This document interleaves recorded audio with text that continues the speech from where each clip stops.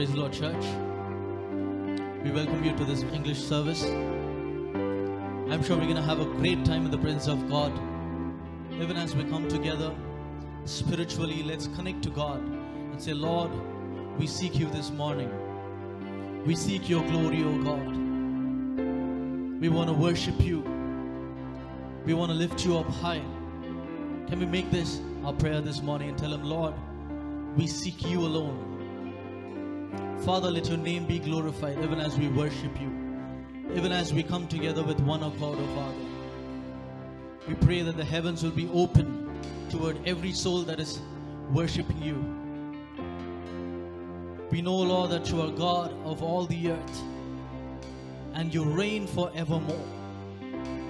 Thank you, Jesus. Thank you, Jesus. We worship you, God. We worship you, Jesus. We love you, Jesus. Come on, just begin to praise him wherever you are. Tell him, Lord, I connect with you in the Spirit. Every word that comes out of my mouth, may it be pleasing in your sight, O Father. Hallelujah. We worship you. We worship you, Jesus. Father, we worship you, God.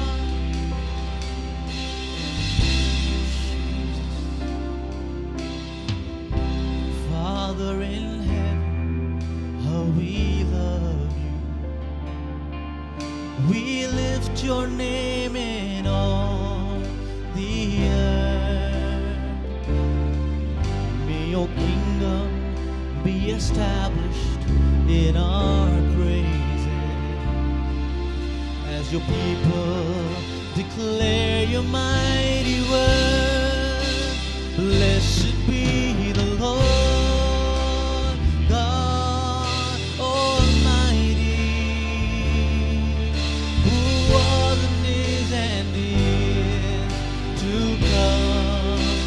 Blessed be the Lord God Almighty, who reigns forevermore. Say, blessed be the Lord God Almighty, who was and is to come. Blessed be the Lord God Almighty, who reigns forevermore. Father in heaven, how we love you. We lift your name in all the earth. May your kingdom be established in our praises as your people declare your mighty word. Say it, blessed be the Lord God Almighty, who was and is to come. Blessed be the Lord God Almighty, who reigns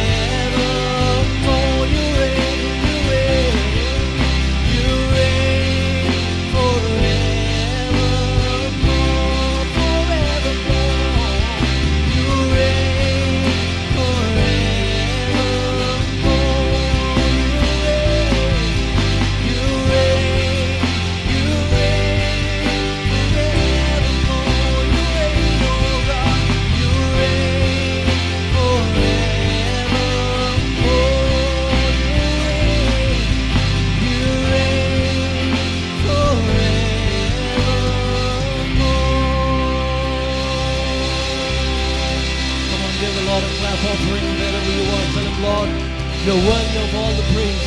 You're worthy of all the adoration. You're worthy of all the worship, Jesus. Father, we come before your throne of grace, Lord. We thank you for every benefit that you have provided us with. And we thank you, Lord, for providing us with this wonderful time of worship. We humble ourselves. Lord, help us, Lord, that we will see you in all of your beauty, in all of your majesty. Help us, Lord, to open our inner eyes, that we will behold you as you are, to see you in all of your holiness. Thank you, God, for giving us an opportunity to worship you. We thank you, Jesus. Be glorified. Be glorified. In Jesus' name we pray. Amen. Amen. Put your hands together. We're going to tell him, Lord, to worship you. Help us to see you as you are. Put your hands together. Continue.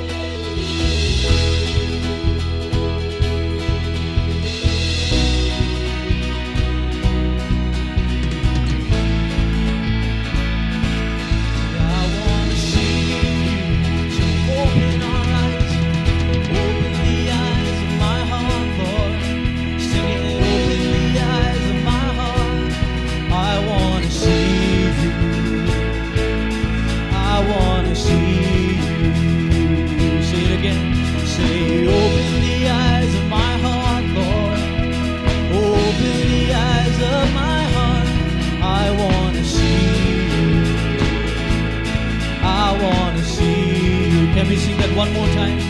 Say, open the eyes of my heart, Lord. Open the eyes of my heart. I want to see you. Yes, I want to see you. Say it again. Say, open the eyes of my heart, Lord. Open the eyes of my heart. I want to see you.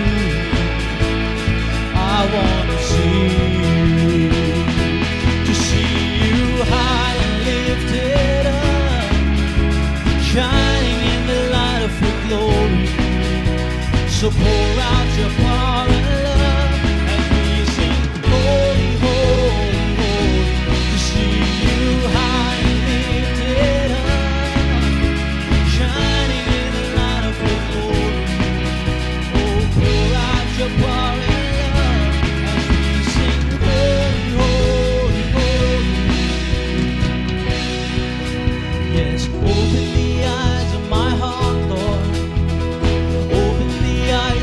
your prayer this morning. I want to see you. Yes, yes, I want to see you. Open our eyes. Open the eyes of my heart, Lord. Say, open the eyes of my heart. I want to see you. I want to see you. To see you. To see you high and lifted up, shining in the light of your glory, to pour out your power and love as we sing, holy, holy, holy. To see you high and lifted up, shining in the light of your glory. Oh, pour out your power and love as we sing, holy, holy, holy. Sing, holy, holy, holy. You are holy, holy, holy. You are holy, holy, holy. We want to see you. Holy, holy, holy. You are holy, holy, holy. Holy, holy, holy. We want to see you. Say, holy, holy, holy, holy, holy. You are holy, holy, holy. You are holy, holy, holy.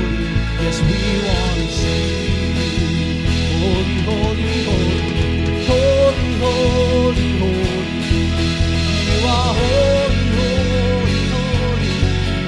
You are holy, holy, holy.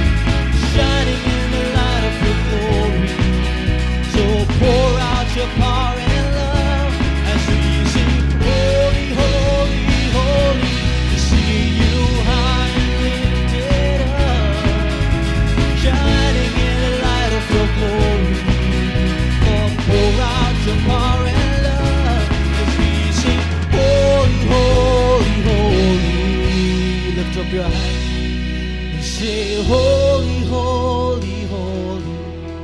You are holy, holy, holy. You are holy, holy, holy. I want to see you.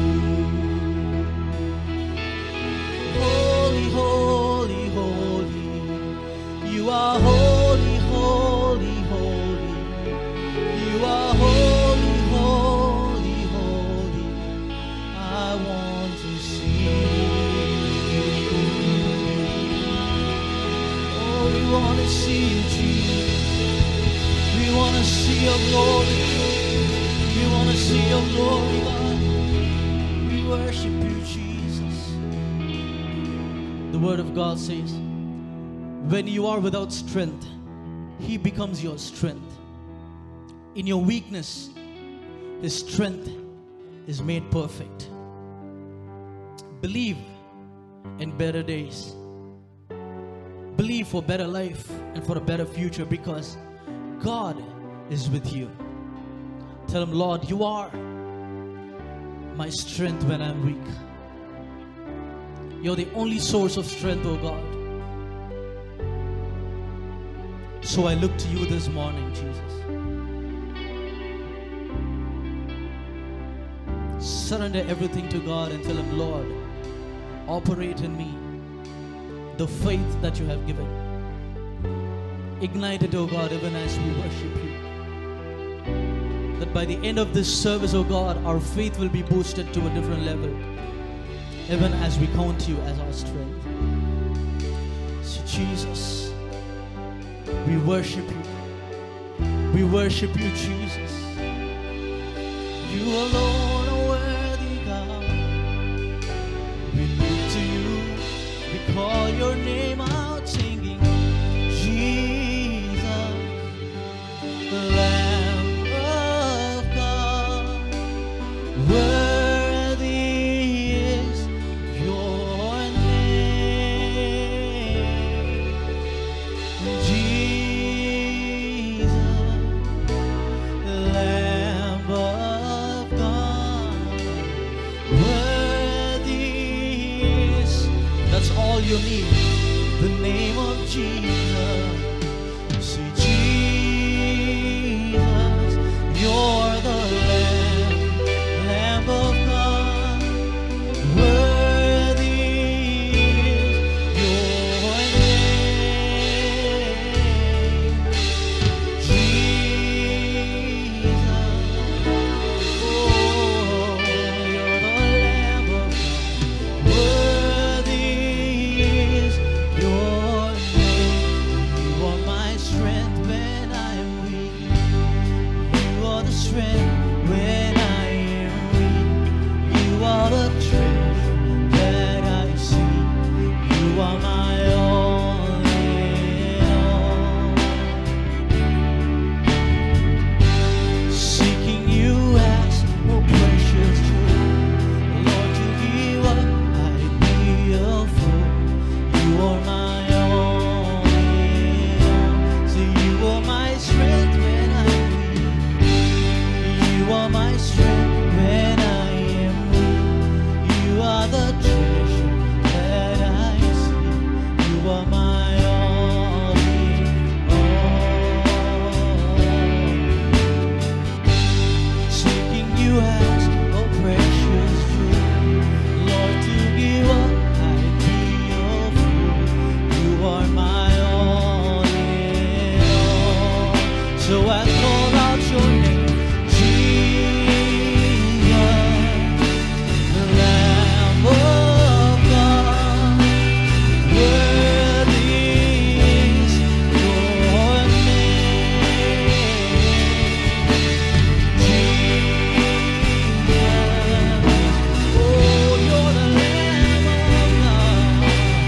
Worthy is your name. Say it again.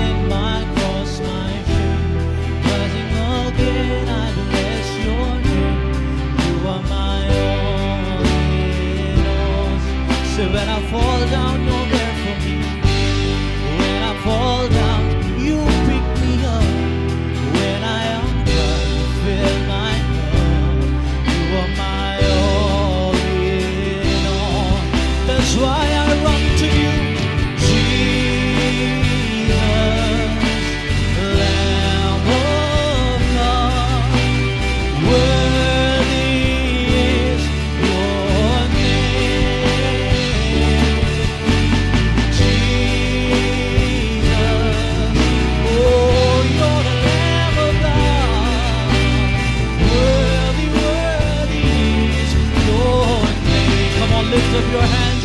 See Jesus, Jesus,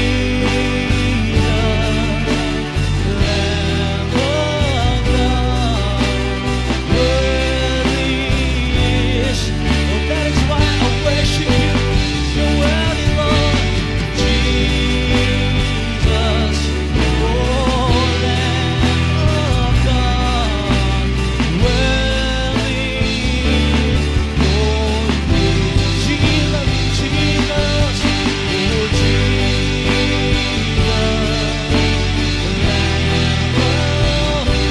worthy, worthy is your name above all names.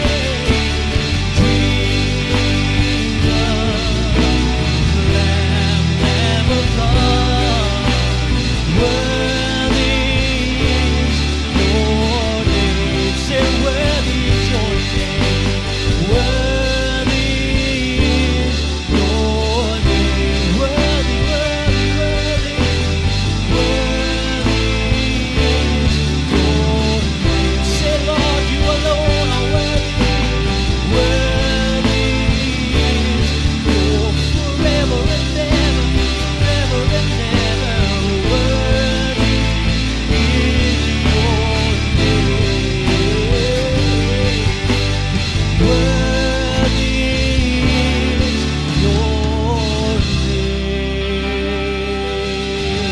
Come on, give it up to Jesus. Tell him, Lord, you alone deserve all the glory and all the worship. Oh, let everything that has breath praise the Lord. Tell him, Lord, you alone are worthy. You alone are worthy, Jesus. Oh, we praise you, God. We praise you, God. Thank you, Lord, for you inhabit the praises of your people. And we believe that you are here with us even as we declare your praise. Even as we get ready, Lord, to listen to your word. We know, Lord, that you are ready to prune us with your word. Open our eyes to the depths of your truth. Help us understand your words of wisdom, O God. We open ourselves up to you. Be glorified. Be glorified. In Jesus' name we pray. Amen. Amen. What an honor it is to meet with you today through this online service. I'm thrilled and excited to welcome you. The presence of God is filling us wherever we are. Thank God for the amazing time of praise and worship. You see, we are in a series called Amazing Grace. And today, I believe that God will speak to you from His Word and reveal to you His amazing grace so that you will find the word that you need for the season and come out of whatever predicament that you are in. And I want to welcome especially those of us who've joined for the very first time. There's a number on the screen. And if you can text hello to the number, we will send you our devotional blogs and our English video clippings. They are going to be a blessing to you. Our aim is to keep you encouraged all through the week as much as possible. So that's our motive. Thank you so much for joining us. And we pray that God will speak to our hearts today. Come on. So let's get into the passage for today. We'll go to Luke chapter 15. And we're going to be reading from verses 11 all the way to verse number 22. Then he said, a certain man had 2 sons. The younger of them said to his father, Father, give me the portion of goods that falls to me. So he divided to them his livelihood. And not many days after, the younger son gathered together and journeyed to a far country, and there wasted his possessions with prodigal living. But when he had spent all, there arose a severe famine in the land, and he began to be in want.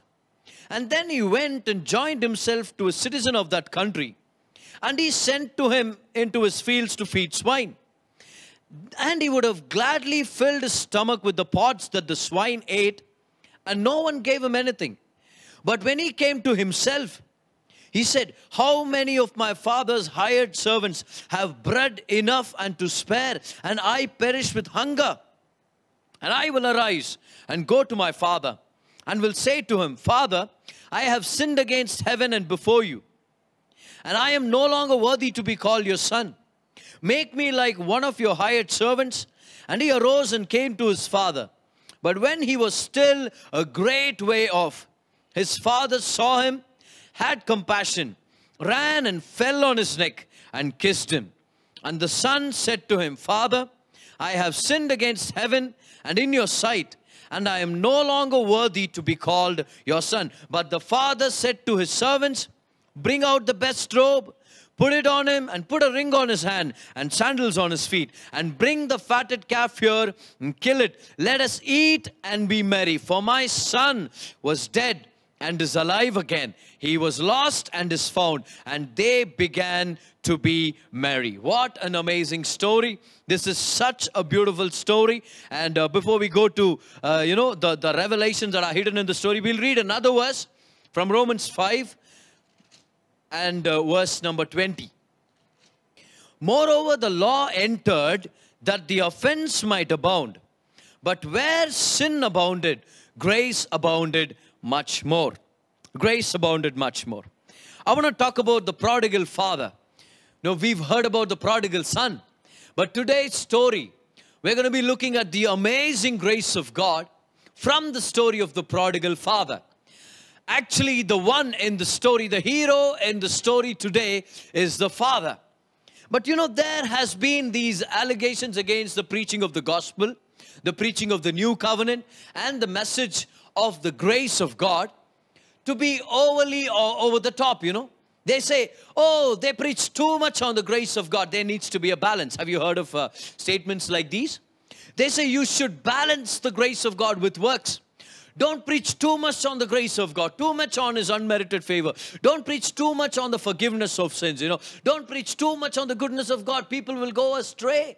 So they say, these sort of things when we start talking about the grace of God and how His grace is wonderful, But they say you've got to not preach grace to that extent.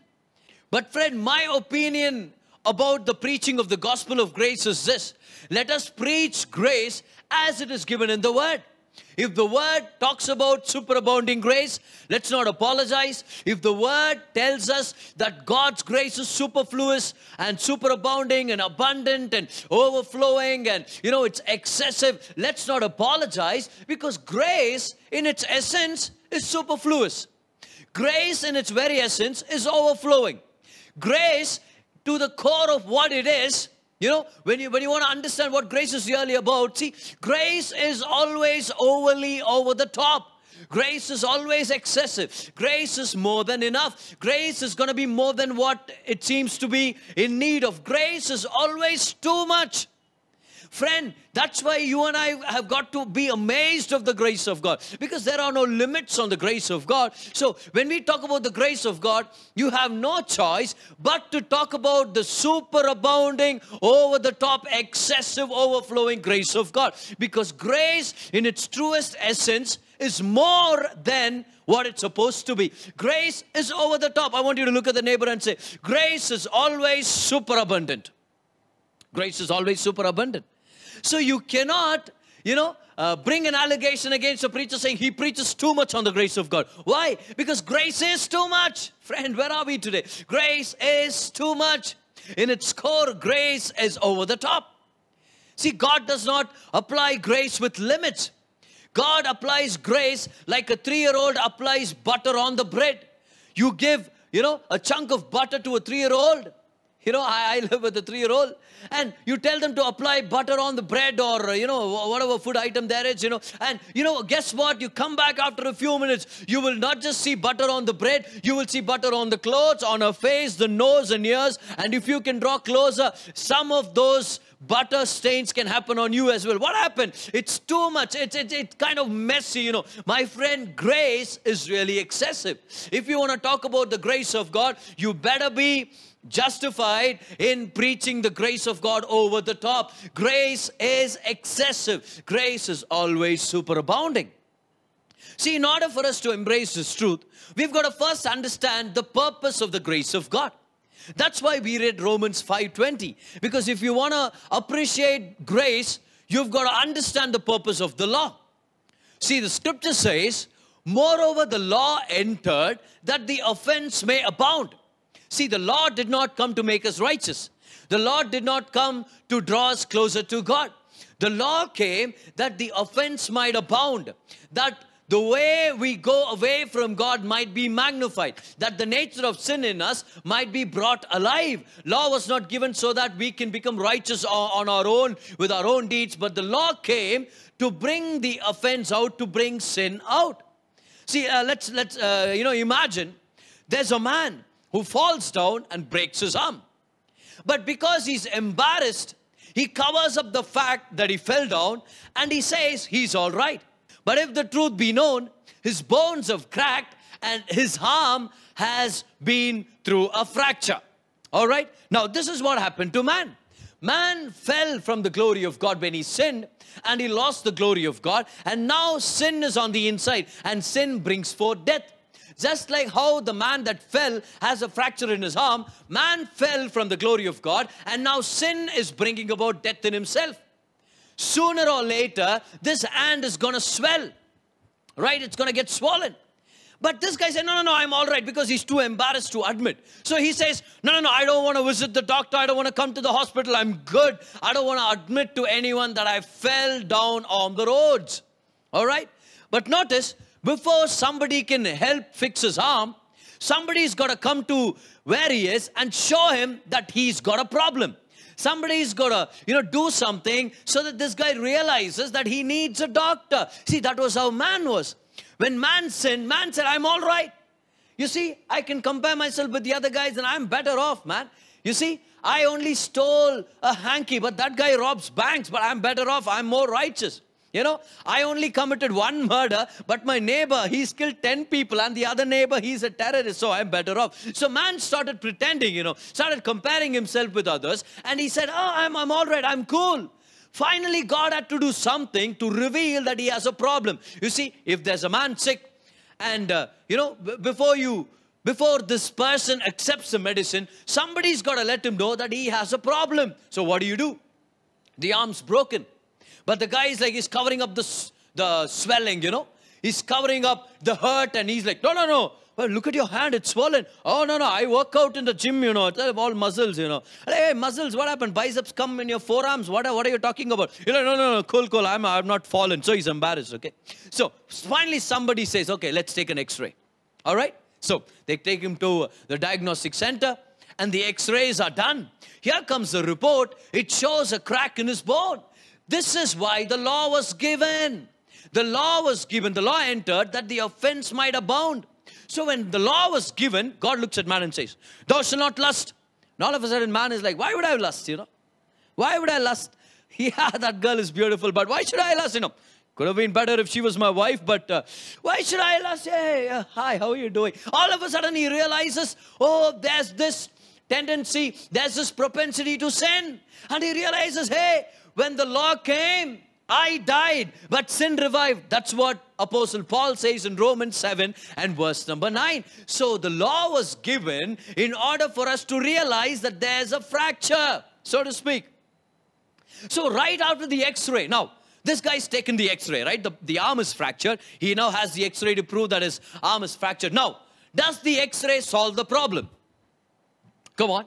Does the x-ray solve his problem? Do the diagnostic people send him home and say, keep this x-ray report under your pillow, sir, you're going to be all right? Is that going to work out? Or maybe, why don't you wrap this x-ray sheet, this report, this plastic sheet over your arm that is broken, and if you can sleep on it for 3 days, maybe you'll be well. No, the x-ray only shows the defect. The x-ray does not give you the solution. In the same way, the law only shows the defect, but the law does not provide a solution. The law takes us to a solution. The law will bring us to Christ. That's why Galatians 3:24, Apostle Paul says, law was our schoolmaster to bring us to Christ. Why Christ? Because he is the solution. So the guy takes the x-ray report and finds the surgeon or the doctor. The doctor says, this is what we're going to do. So he plasters the arm and he says, now you can expect for a solution, not by the x-ray, but by my treatment. That is how the law works. The law wasn't given to bring righteousness to man. The law only pointed out to the fact that man had fallen, that man had lost the glory of God. But now, you see, the law's purpose was to bring us to Christ. The law never gave us righteousness. Galatians 2:21 says, If righteousness come by the law, then Christ is dead in vain. Now, there are people who go around saying, oh, you have to keep the law to be righteous. Then why in the world did Jesus come down to, experience such an excruciating death for all of us and then give righteousness? Friend, if righteousness came by the law, Jesus would have said, I don't want to come down. You already have the law. Fulfill the law. And please, you go, you live by the law. But no, Jesus said, you can live under the law as many years as possible. But the fact is this, righteousness is a gift. X-ray will not heal your hand. You need the plaster. You need the doctor. Come on, friend. Romans chapter 10, verse number 4 says, for Christ is the end of the law for righteousness. In other words, after you have Jesus, you don't go to the law for righteousness. You don't look at the X-ray to cure your broken arm. You look to the doctor to cure your broken arm. The law was only given to show us our defect and our sins. But grace will show us Jesus, who is our solution. The law brought us to our need for the grace of God. That's the purpose of the law. But now we come to the next statement. Moreover, the law entered that offense may abound. But where sin abounded. Wow, come on, are you ready? Where sin abounded, grace abounded much more. So the doctor is like, hey, you think your hand is not broken, huh? Okay, let me just feel your hand. Let me touch your hand. Let me press your hand. And all of us are like, no, doctor, no. The doctor is not persecuting the guy, okay?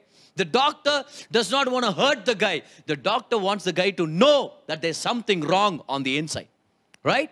That was the effect of the law.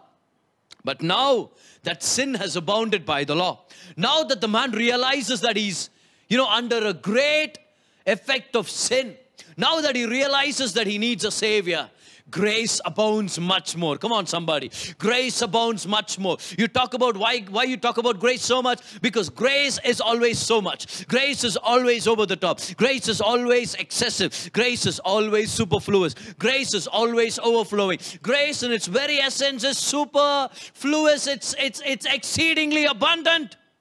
This is the grace of God, my friend. You cannot preach the grace of God in little portions. You are doing a great injustice to the gospel. You have to let the grace of God work. So this is what happens, right? The man realizes that his sin is too much to bear. He realizes he cannot, try to cure himself. Try to come out of this sin by doing all these good stuff.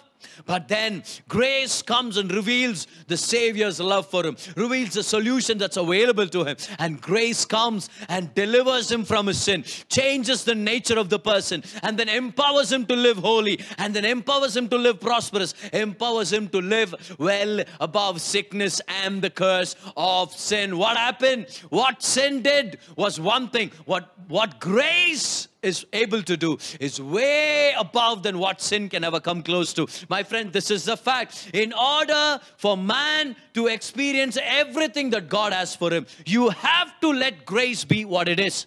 What is grace, brother? It's the excessive, abundant goodness of God. It's the excessively abundant, superflowing, superfluous, overflowing, unmerited favor of God. You have to let grace be superfluous. If not, you will not be able to experience grace or the other blessings of God in their completeness. See, you have to let grace be overflowing. Grace is superabounding. You cannot apologize for it. Friend, you don't have to apologize for it. Don't be ashamed about it. Just let grace do its work. See, grace is not a cover-up until the person changes. Grace is what changes the person. And if you let grace to be what it is, then you will see what God can do and transform the life of a sinner to be one of the best people on the planet, to make a difference and to change the course of history and to be, a transformation agent in this lost and fallen world. God will transform a sinner like Zacchaeus and make him the one who makes the entire city debt-free and rich. God can do that. His grace can do that. So the purpose of the law was to let sin abound. You see, the word where we see where sin abounded, that's the word pleonarzo. Pleonarzo in the Greek, okay? It simply means to increase. So we ought to read the verse, where sin increased. But then he says, grace abounded much more. The word abounded much more, those three words actually come out of one Greek word. The word is huperperisio. Hooper perisio. Now, hooper is where we get our English word hyper. Perisio means exceedingly overflowing. It's exceedingly superfluous. The word hooper is already hooper. And now God adds a perisio. It's like double overflow. How many of you get it? Come on, somebody. God says, where sin increases, see, that's a lower degree, right? Where sin increases, great grace is going to come upon you. And grace will overflowingly, excessively flow in your life. For every need in your life, for every hint of sin and every hint of, being in lack, God's grace is superflowing. God's grace is overflowing. God's grace is hyper. When you talk about hyper grace, friend, there is nothing like hyper grace or grace. Grace is always hyper. Grace is hyper. Somebody put that in the light chat. Grace is hyper. It's always over the top. You cannot preach too little on the grace of God, because grace in its essence is superabounding. Put that in the light chat. Say, grace is superabounding. Grace is superabounding. God's grace is always superabounding. That's why we come to this story. Well, I told you, see, this is not really about the prodigal son. This is about the prodigal father. Now, the word prodigal does not mean sinful. It does not mean something evil. Prodigal means where you spend extravagantly. You spend without a limit. You live a grand life where you spend too much, where you give up so many things to experience a lot more. It's called extravagance, where you spend a lot more. Now, the word has a negative connotation, because we know that spending too much without any control is not a good thing for any person, right? You've got to have a balance. You've got to have management. You've got to be very wise in spending your finances. That's why the word prodigal has a negative connotation.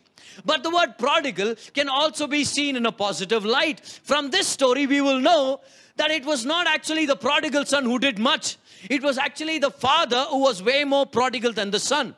So the story should be rightly titled Prodigal Father. And I'll tell you why I'm talking about this today. But let me just give you the title for today. We are looking at the prodigal father who shows us the superabounding grace of God. The superabounding grace of God. And the underlying theme is always going to be, where sin increased, grace abounds much more. Grace superabounds. All right? Grace superabounds. Now, coming back to the story of this prodigal son, like we all know it. It's really a different story, This story has transformed so many lives over the period of 2,000 years. And anytime you talk about this story, everybody can lean in and receive something fresh out of this story. This is an amazing story, all right? Now, this is found in Luke chapter 15, right? Now, the younger son comes to the dad and says, Dad, I'm like, son, what's up? And you know what, Dad, been thinking for a long time now. Give me my share of property. All the goods that belong to me. Notice that he says it belongs to him. But the scripture says that was a livelihood of the father. It's what the father worked for, not what he worked for. Hey, Father, give me what's supposed to come to me. The dad says, you want everything of your share? That's what you asked? And he's like, yeah, that's what I asked. And come on, can't you hear, Dad? See, that's equivalent to telling a dad, I'm not sure when you're going to die, You're as good as dead to me. So, dead dad. Give me the portion now. As scandalous as that can appear to us right now, that was the essence of what the son did. He insulted the dad to the core of his life. In other words, he was saying, I can't wait for you to die, Dad. Just give me my portion. I want to go enjoy. Because in the eyes of the prodigal son, the younger son, he saw the father as somebody who was holding him back from the joy of the life that he's supposed to enjoy. So he was like, my dad is keeping me from enjoying my life, So I'm going to ask the portion that belongs to me, and I'm going to get out. Obviously, he's had some influence from a few of his friends, so-called friends in the society. But he comes to his dad, and the dad does something so very gracious. And he divides the livelihood for both of his sons, okay? He gives both of the sons the portions that were supposed to go to them. And the younger son, takes a few days, probably sells a few property, gets them all in hard cash, loads them up, and then off to another country. Guess why? Because you cannot sin when the Father's presence is too loud wherever you are. In order for you to live a sinful lifestyle, you've got to get away from the presence of God. Or rather, you've got to get away, shut yourself off from the awareness of the presence of God so much that you become numb to His presence, and so that you can live in a lifestyle that is so much contrary to what He has taught us. See, in order for us to sin successfully, you've got to get away from His presence. Come on. Because when you're close to the Father, when you're aware that the Father is close to you, sin cannot be successful in your life. Oh, isn't that a sorry state for a Christian? Packs everything, goes off to a distant place. And the scripture says, the story goes, and I'm told by Jesus, okay, that's why the story gets all the more precious, all right? And as the story goes, he spends all his money. We don't know, perhaps people cheated on him, or you know what, they robbed him. We don't know, but there's a bankruptcy that happens. There's a famine. Perhaps he invested somewhere and he lost all of his shares, and something happened. He spent everything. Let me tell you something, my friend. When you don't have the Father, who is the reason for the blessing, everything in your life will run out. Your joy will run out. Your friends will run out. And they might be the first to run out, by the way. Your money will run out. And your satisfaction will run out. It's all going to get over when you disconnect from the source. Friend, as long as your laptop is connected to the power supply, you can work and work and work, and it's always going to be 100%. Have you noticed that? But the moment you disconnect and you take it away, now the power does not increase, doesn't stay. It just goes down and down and down, and the battery is going to be depleted. That's what happens when you live a life that's not aware, that's unaware of the presence of God. Runs out of money, runs out of friends, runs out of funds, runs out of help. Starts roaming around the countryside. Now there's a market crash. And the only thing that's so valuable there he finds is to work with the swine. And when he is there in the pig shed, you know, among the animals, he wishes that he can get something to eat. He's come to such a place where the owner says, hey, the market's down, all right? There's a famine. The swine will fetch me more money than you will fetch. So don't you eat what I give to the swine. So he's hungry. Right there the scripture says, when he came to himself. That shows us, you know, for us to live a lifestyle of sin is to forget who we are, to be blind to what really life is all about, and to be blind to the goodness of the Father. But when he comes to himself, I pray that we will come to ourselves today. He comes to himself and he says, in my Father's house, the hired servants have bread enough and to spare. In other words, he's saying, they eat biryani and leave the kebab as leftover. Wow. During the famine in the world, the Father's house has plenty. You and I don't have to be, don't have to be affected by the famine in the world when we are aware of the presence of the Father, when we live in His house. Then he says, I'm going to go to my dad and I'm going to tell him that I'm not worthy now to be called this. And I'm like, when were you ever worthy? Right? It was not about your worth anyway. It was about your birth. See, friend, when you're in the kingdom of God, when you're in the family of God, it's not about your worth. It's about your birth. You are born again. That's the very reason you belong in the family. It's not your worth. But this guy, he loses all his sense, and then he says, I'm going to write this letter. So he writes up a resume, you know, in order to ask his dad for a job. He says, I want to come as one of your hired servants. In other words, I will work my way up to the plate, you know. I will work my way up to get me a meal, a morsel. I will work my way up, and one day maybe I can become your son again by working. That's not possible. So he prepares all of the speech, and he's on the way to his dad. He's famished. His eyes may have gotten blurrer by the day. His legs have maybe gotten very tired because he doesn't have food.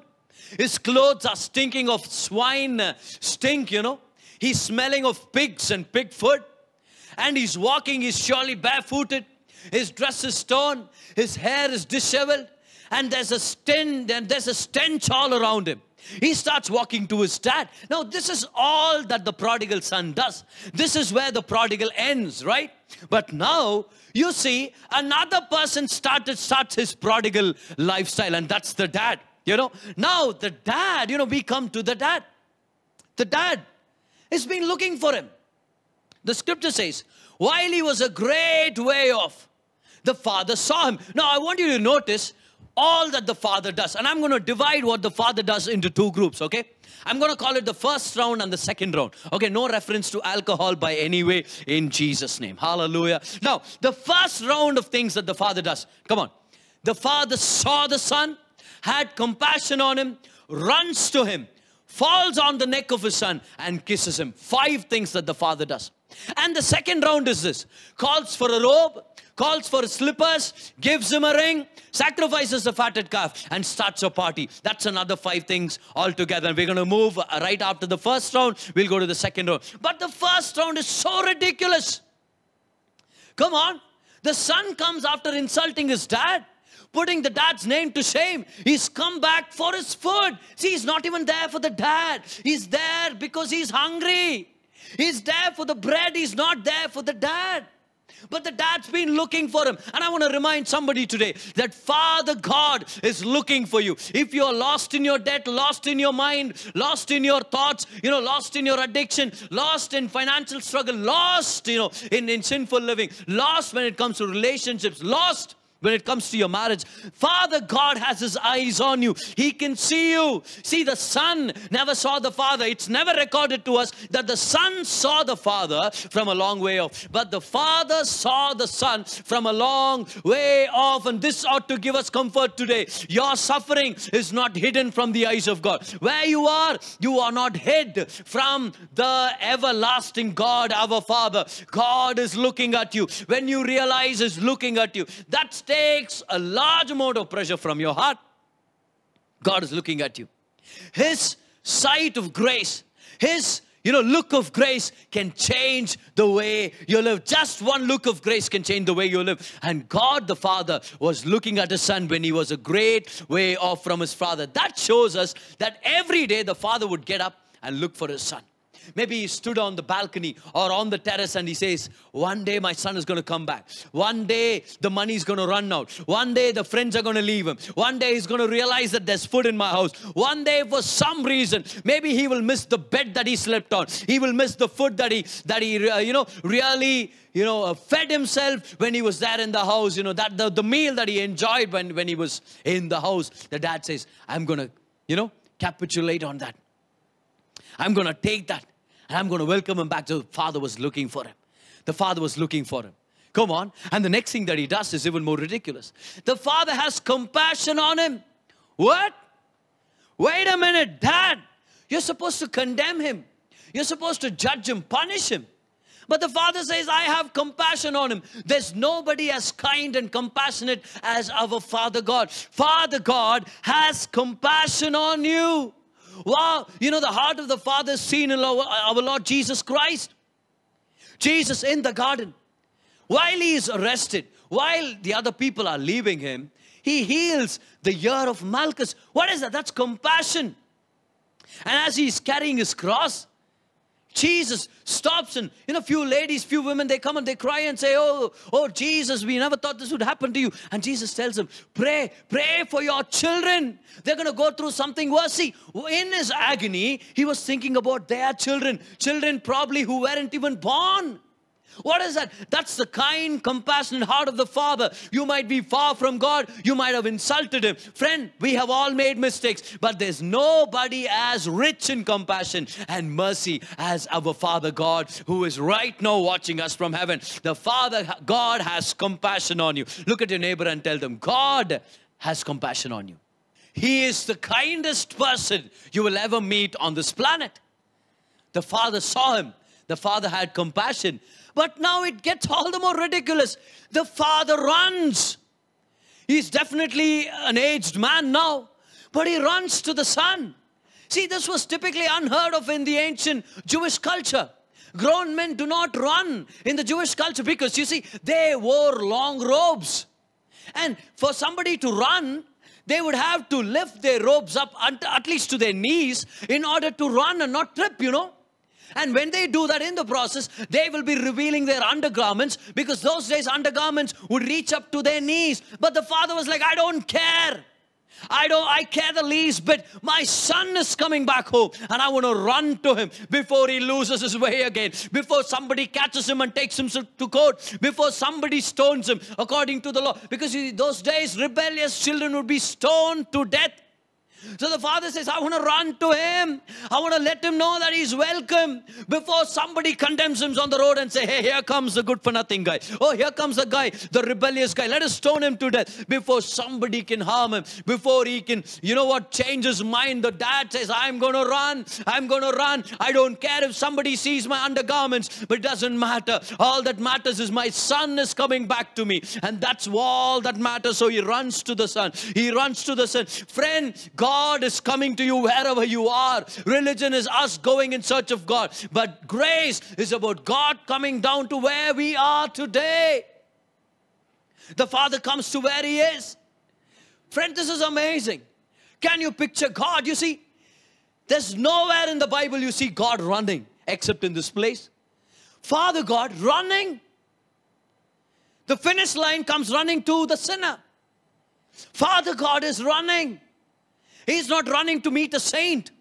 He's not running to meet a holy person. He's not running to meet an achiever, somebody who's brought him name and fame. But he's running to meet the most, atrocious guy in the entire village, the worst person in the village.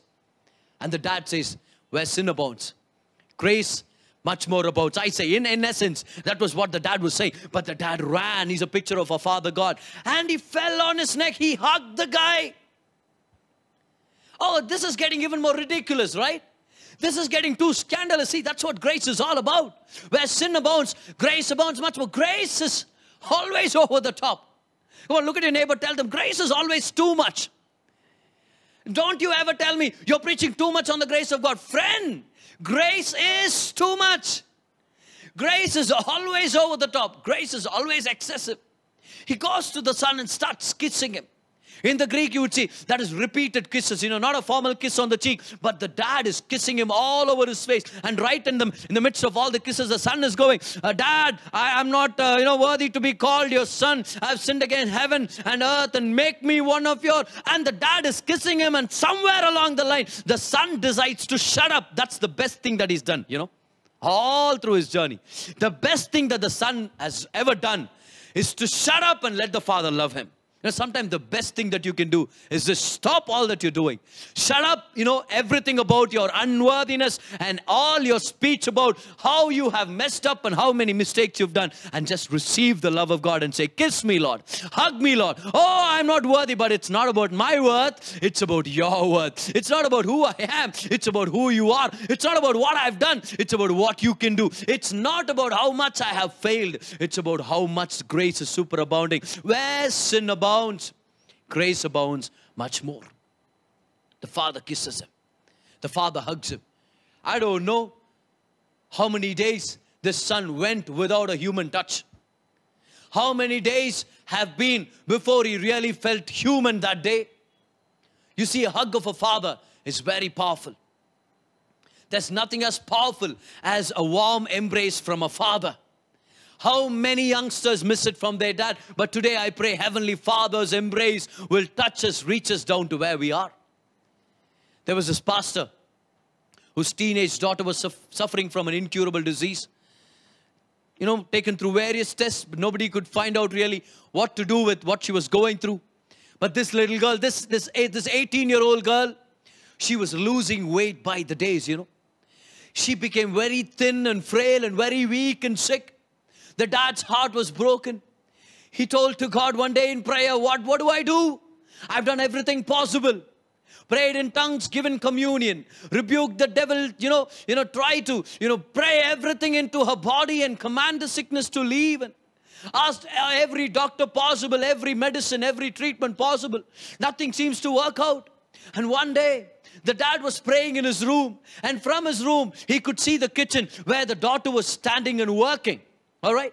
And she was doing some kind of chores, but then the dad looks at the daughter, starts weeping and weeping. What do I do? What do I do? My daughter's losing weight and she's so sick.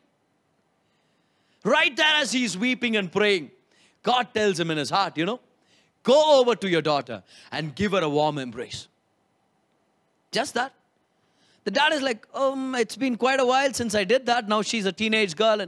But the nudge is always, it just keeps at it, keeps at his heart, and go and give her a warm embrace. Go and give her a warm embrace. So the dad gets up. The daughter, she's doing something in the kitchen. The dad goes over, calls the daughter, and gives her a warm embrace. At first, the daughter's like, what is dad doing? And this is I've not hugged my dad for a very long time, but what happened to dad all of a sudden, But after a while, both were weeping.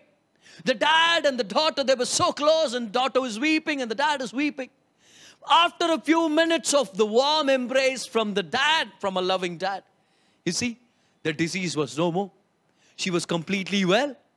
People couldn't find out how, but there's power in the hug and an embrace of the Father. And today, if you miss your dad, friend, let me introduce you to a loving Heavenly Father who is looking for you and who wants to give you His warm embrace. If you can receive the embrace of grace, your life will be well.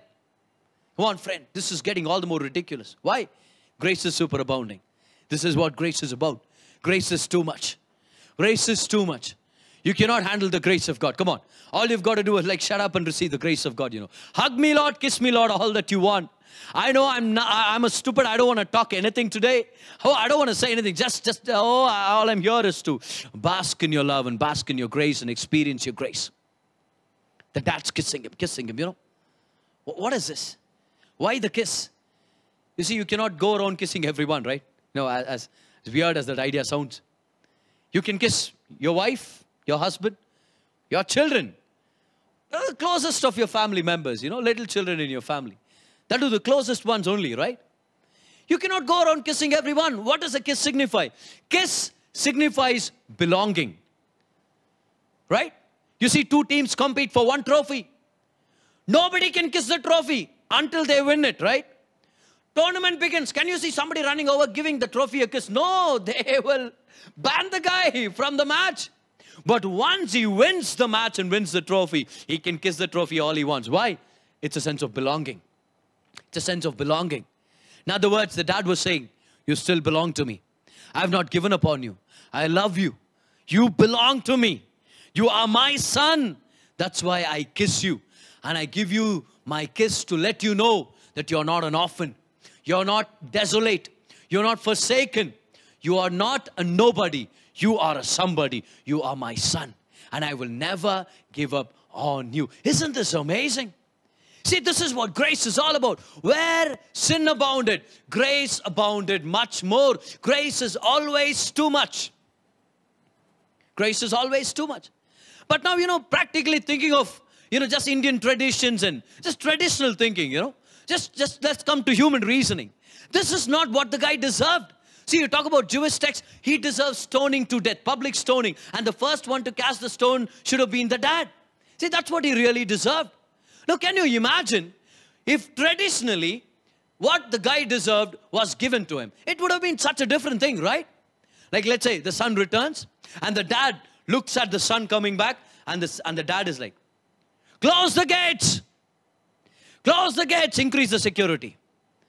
I don't want the guy to come into my house, okay? And I'm going to go out of the back door. I'm going to go to the fields and factory, check out how it's all happening, okay? I don't want him to look at my face. But somebody says, sir, he's there at the gate, sir. He's already knocking the gate, What shall we do? And the dad is like, what shall we do? Yeah. I'm going to show him what to do. Tell him to run away or I'm going to kill him. But sir, no buts, man. Send him away. That's what he deserves. Maybe the dad will shout at him and say, hey, what are you doing here? You want another few bucks, hey? Your money ran out. Run away or I will stone you to death in front of everyone, okay? Rascal, get out. That is what he deserved. But the dad gives something different. See, that's why I say it's not just grace.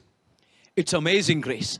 Not just grace, superabounding grace. Whenever you talk about grace, remember, grace is always over the top.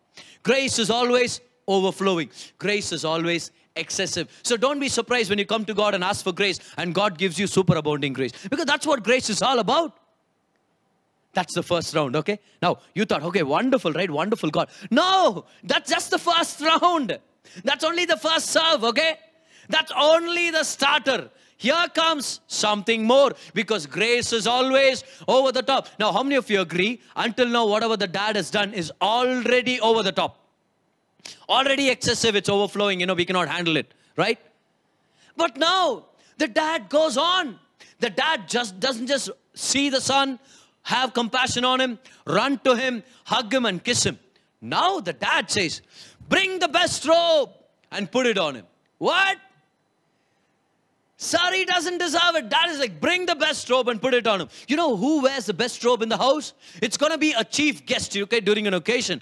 Most of the times, one Bible scholar says, it's the robe that the dad wears.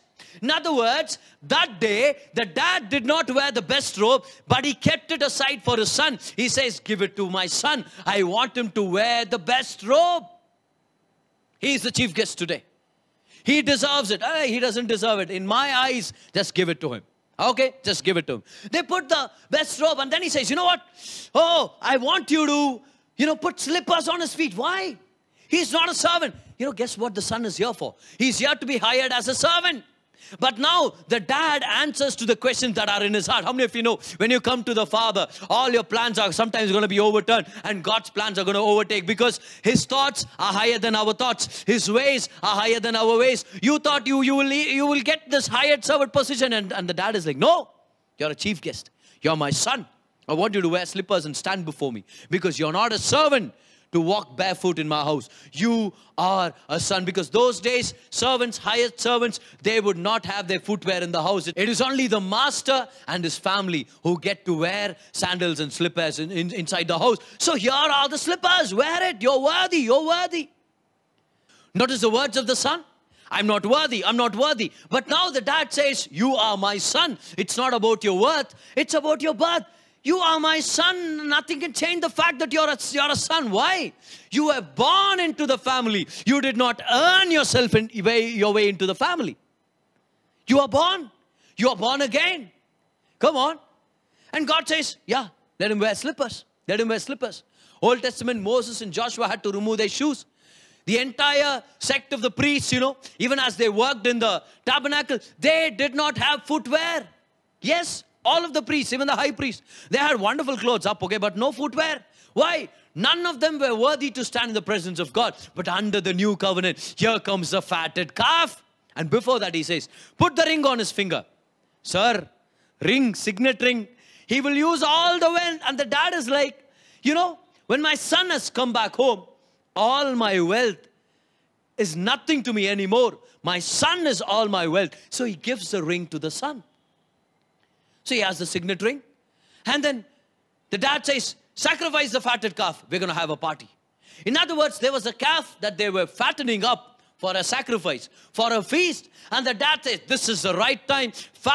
Sacrifice the fatted calf here, right? In front of everybody's eyes, so that they will know that the death that my son deserves has been given to the calf.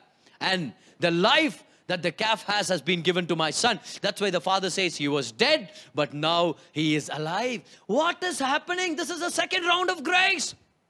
The first round of grace we cannot understand. The father saw him, has compassion, runs to him, hugs him, kisses him. We're like, too much, God. Okay, God, okay, enough. Thank you for the grace. Hallelujah. But God is like, wait.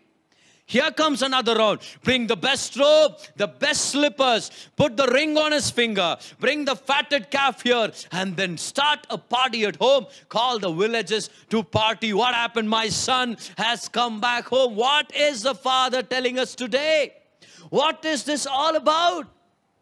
Can you imagine if this was a traditional house with a ritualistic religious mindset where everybody gets only what they deserve? Can you imagine a scenario? See, this is not what he deserved again. When the son comes back home, the scene should have been different, right? The Jews who were listening to the story perhaps expected something different. Can you imagine a scene in an Indian family? If, let's say, religion was the main thing there, when the son comes back home, the dad is like, chase him away, send him away. And somebody is like, sir, what about the best robe? And the father is like, put it back where it's mine. Don't give it to that cheap guy. He already messed everything up. He already spent everything. You have 2 rupees at least, man, in your pocket. No? Why did you come? For food? Give him the leftovers from yesterday. Okay? Go. Don't come. Sir, what about the slipper? Hit him with the slipper or hit me with the slipper. What do you want, man? That's what he deserves, right? And sir, what about the fatted calf? Shall we sacrifice the fatted calf? No. Sacrifice that guy, that idiot, man. He is supposed to die. Why? Simply punish the fatted calf. My fatted calf, man. Sir, what about the ring? No ring. Only suffering. That is the only ring that he deserves, okay? Don't give him any ring. But sir, what about the party? Yeah, make a party ready because my son is dead, okay? This is the Thanksgiving party. He's gone. I'm talking about you, man, my dear son. Get out or I'll kill you really, This is what was supposed to happen. But the Father, full of grace, full of love, superabounding grace, superflowing grace, overflowing grace, superfluous grace, excessive grace, abundant grace, superabounding grace, hyper grace, hyperperisio, the grace that increases and increases and increases all the more. And God is saying, that is my grace. This is my grace. Now, from this story, what are we learning today? What do we get from this story? See, one thing that we can know from this story is this, you see, my friend. The Father was saying, you think you can be extravagant, hey? You think you can spend much? I can spend much more. You want to see? You want to see? You think you want to spend lavishly? You think only you can be very prodigal, huh? You want to see how prodigal I am? You want to see how much I can spend for you? You think you can spend too much? Guess what? I can spend way more than what you can spend. I can give you way more happiness than you want. I can give you a larger party than you ever sought after. I can give you more wealth. In other words, the Father was saying, what do you want? What do you want? Oh, you wanted some good clothes. Hey, that's why you left me. Here comes the best robe, man. Wear it on yourself. Wear it on yourself. Oh, what did you want again? What did you want? Some nice shoes, huh? Nice shoes. Bring the best shoes there is. Bring the best shoes. Put it on his feet. You think you're prodigal. I am way more prodigal, my son. I am the prodigal dad, in case you didn't know. Why did you leave me? Why did you leave me? Oh, you wanted money. Hey, you wanted cash. Wanted cash. Get my ring.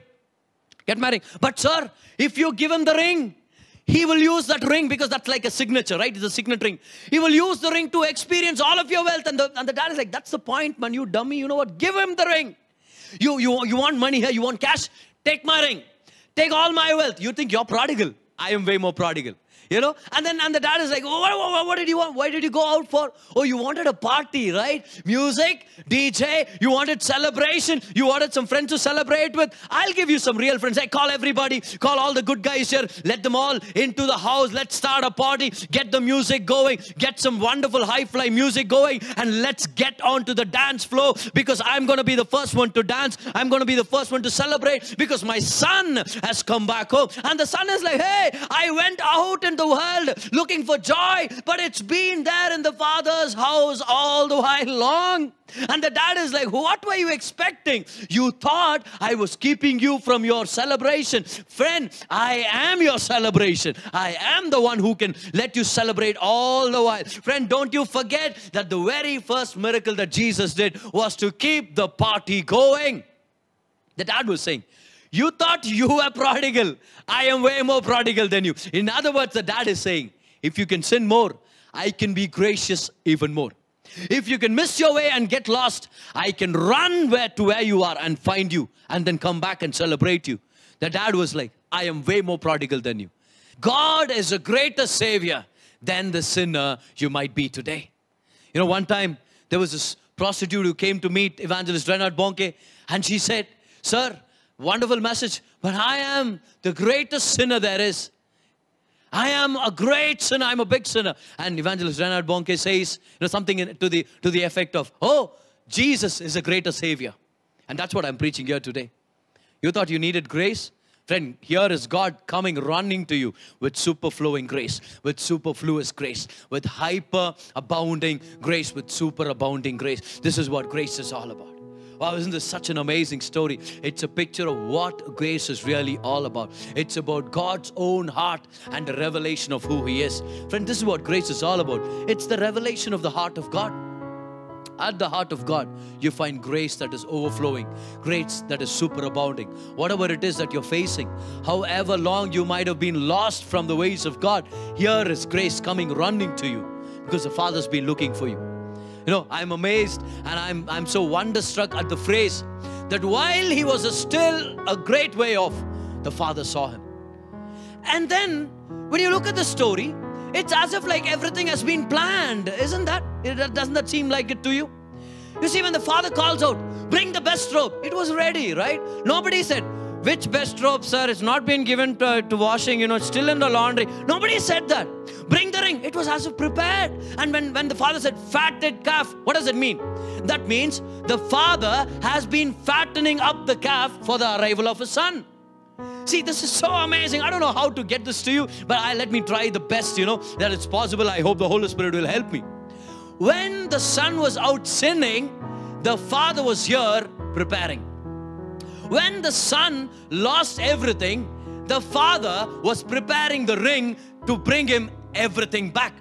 When the Son was working in the swine field, getting his clothes dirty, the Father was getting the best robe ready. While the Son was writing a resume saying, I am no longer worthy, the Father was saying, high class slippers, shoes, ring, everything ready for my Son when he comes. When the Son looked at the pots of the swine and he said, I wish somebody would give me a little portion of the swine food so that I can fill my hungry stomach. The Dad was fattening up a calf for a feast and a party. He was gathering decoratory stuff. He was gathering lightings. He was calling the furniture's guys. He was telling them, hey, there's a party going to happen in my family. Get ready. Anytime now, my son is going to come back home and a party is going to happen. What was happening? While sins were being increased, grace was abounding in a superfluous way. Somebody needs to say amen to that. Hallelujah. While the son was deep into his sins, when everything was going wrong one after the other, the Father was stacking up one blessing after the other. That's why when the son comes back home, it's as if it's already been planned, right? It's already been planned. While he was a great way off, the Father looks at him and the Father was saying, for everything wrong that you did, I have superabounding grace. What were you looking for? Good clothes and shoes? Ta-da! Best robe, best shoes, all with your dad? What were you looking for? Friends? Party? Here I have the biggest party on the planet, man. What were you looking for? You wanted love? Here is love. Running to you, hugging you, kissing you, while you are stinking of the stench of pigs, To the Jewish people, that's even worse. What was the Father saying? You haven't tasted my grace if you do not say that grace is too much. But when you come to a place where you say, oh, the grace of God is amazing. This superabounding grace of God that I will never run out, that will never run out in my life. You've really come to a place where you can get a glimpse, where you've tasted just a hint of the grace of God. The Father's saying, take the first step today. So what do I do, brother? Grace is superabounding. What do? Make a decision to come back to the Father. Wherever you are, just make a decision to say, I want to know more about my Father God. I want to just talk to God wherever I am. I want to let grace overpower me and overwhelm me. I want to let grace run to where I am. Stop writing those resumes saying, I am no longer worthy. My marriage is failing. Oh, my life is in a mess and I am in shambles and I am going to go down. And let me go to a place where I can earn my way into the blessings of God. Don't you do that. You know what you've got to do is this. Just come to your Father and make yourself visible. Say, Father, here I am, and grace will run to you. Grace will hug you. Grace will kiss you. Grace will take you back to where you are supposed to be. Grace will put a ring on your finger. Grace will elevate you. Grace will make you the guest of honor, and grace will celebrate you. When you celebrate the goodness of the Father, you will realize that the superflowing grace of God will fill your heart and will take you further and higher and bigger in your life. Isn't God amazing? Come on, somebody give Him a clap offering wherever you are. God is a good God. Hallelujah. You've heard of the prodigal son, but today you've heard of the prodigal father. You've heard of the extravagant son, but here you see the extravagantly spending father. You thought the son was too lavish. Here you have a father who is way too more lavish. What are we talking about? Where sin abounds, where weakness abounds, where needs abound, where disease abounds, where addiction abounds, where failures abound, the grace of God will superabound, overflow. It'll be superfluous, exceedingly and excessively. And the grace of God will bring you to where you are supposed to be. What do you thought the Father God was all about? He's all about grace. Amen. Come on, somebody. Are you receiving it today? Are you receiving it today? God's grace is always superabounding. And this is what I wanted to get to you today. When you think about the grace of God, always think about the superabounding grace. All right? Don't just think about grace of God. Okay, heard about it, listen to it. But always think about the overflowing grace of God, the superfluous grace of God, the excessive grace of God, the superabounding grace of God, the hyper grace of God. Because grace is always too much. Grace is always over the top. Grace is always amazing. Grace is always superabounding. Amen. His grace is always superabounding. I want you to give Him a clap offering wherever you are. If you have received this teaching, this revelation of the grace to you today, God is a good God. Amen. God is a wonderful God. I invite each of you to stand up wherever you are. Stand up wherever you are. Raise your hands and start praying. Raise your hands and start praying.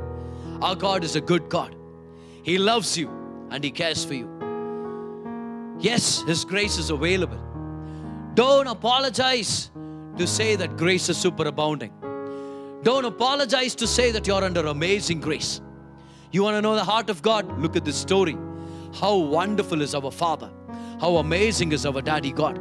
He loves you. His grace is over the top. His grace is superfluous. Thank you, Jesus. Come on, raise your hands, raise your voices and say, thank you, Jesus. Hallelujah. Hallelujah. Oh, we love you, Lord. Oh, we glorify your name. We magnify your name. Thank you, Jesus. Thank you, Jesus. Thank you, Jesus. Oh, Ramala Shada Rikalando Rikamana Mandulo. Rimasnele Bora Deli Amturu. Rikabala Mamduneri Mole Keri Amdulo. Oh, Riala Mamba Libra Catalara Rabalando Ribe Shamtere Kere Bamdulo. Holy Spirit, we thank you for your flow, Lord. Oh, for the flow of your grace.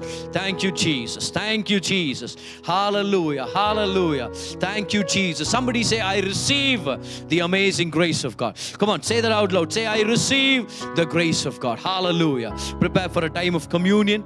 It's a very special time. Expect some miracles to happen because God is right where you are. Grace has come running to you. Healing has come running to you. All that you need has come running to you. The wisdom, the favor, the deliverance that you need is right there where you are. Reach out and take it while you take the communion. Thank you, Jesus. Hallelujah. Thank you, Holy Spirit. Thank you, Heavenly Father. Thank you, Holy Spirit. Oh, we love you, Lord. Thank you for your grace. Well, lift up the body. Declare with me. Say, Lord Jesus, for by your stripes I am healed. For by your stripes I am made whole. Say, no more sicknesses or weaknesses. No more bondages of fear. By the stripes of Jesus, I am healthy, healed, and whole. In Jesus' name, receive His body for you in faith.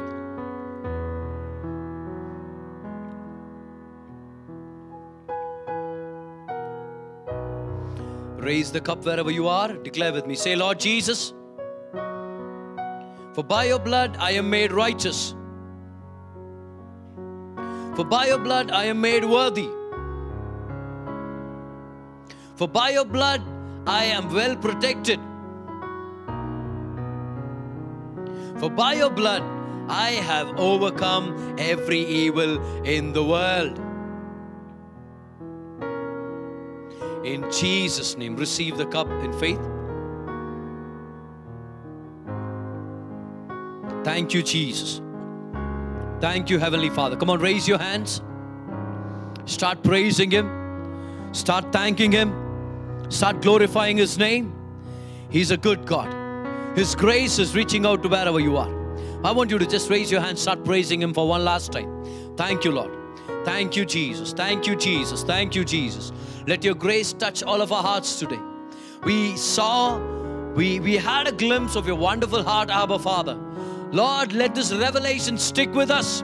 Let this revelation change us in Jesus' name. Thank you, Lord. Thank you, Jesus. Thank you, Heavenly Father. Come on, let's all pray together. Heavenly Father, we thank you, we praise you for this amazing opportunity that you gave us today. Thank you for the wonderful time of praise and worship and for the living word that was shared to us today. Lord, we realize that your grace is always over the top and always overly excessive, always superabounding. And we receive your grace. Lord, we decide to, quit about our self-righteousness and about our consciousness of our weaknesses and unworthiness, Lord. We decide to receive your grace. And Lord, we pray that you touch our lives with your hug. Give us the kiss of heaven. Lord, take us back into your presence, Lord. Lord, we are your children, and we pray that you give us more and more a revelation of your grace and your heart. Lord, I thank you for every family who joined us today. Bless them. Give them the grace that's needed. Talk to them and guide them, Lord Jesus. Let healing and prosperity fill our hearts. In Jesus' name we pray. And the people of God said, Amen. Lift up your hand, say Amen, and receive the benediction. May the Lord bless you and keep you. May the Lord make his face shine upon you and give you grace. May the Lord lift up his countenance over you and bless you with shalom, peace, all the areas of your life, in Jesus' name. In Jesus' name. Hallelujah. Come on, somebody needs to give God some praise because he deserves it all. Hallelujah. Grace is always superabounding. Okay, we learned that from the prodigal father. So remember, we are praying for you, until we meet next week with an amazing message. God is with you. God is working on your behalf. God bless you.